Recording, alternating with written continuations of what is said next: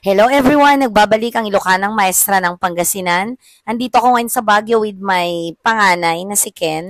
Mahigit isang buwan na hindi ko lang nakikita yung mga balong ko, kaya ayan, bumisita kami. Hindi namin kasama ngayon si Kyle kasi may group activity silang ginagawa sa kanilang subject.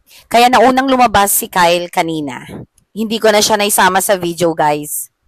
Papunta na kami sa basement para dalhin itong mga gamit namin. May cooler pala dito. At ang cooler na yan ay galing dito sa Bachelor East, sa Natividad. Kasi nga, dumaan kami nung Saturday ng morning para bumili ng karne ng baboy at manok. At syempre mga konting gulay kasi niluto ko yan ng Sabado ng gabi. Nagluto na ako ng 4 na ulam, pork adobo, apritada, sinigang, dinuguan, para ilagay na lang nila sa freezer at ipainit na lang nila para may ulamin sila ng ilang gabi. So yan guys, nilalagay na ni Mister yung aming cooler at yung pang-travel naming maleta na cute. Pinaglagyan ng mga damit namin. Di ko alam kung wala sa mood ito, kung bakit ganito ang tingin ng asawa kong to.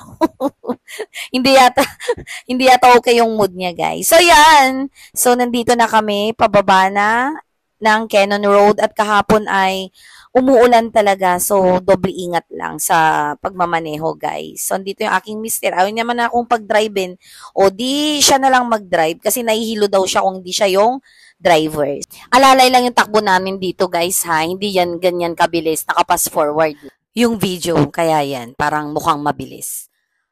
Konting ingat lang, syempre, sa mga aakyat sa Baguio, lalo na kung umuulan. Ito na yung tunnel, safe naman siyang daanan, guys. Thank you nga pala sa mga nanunood ng aking video, sa mga nakaka-appreciate, mga nagla-likes, nagko-comment, sa mga followers ko, mga kasisi, sa mga new followers ko at mga nagpo-follow. Thank you, guys. Keep safe, everyone. God bless. Bye!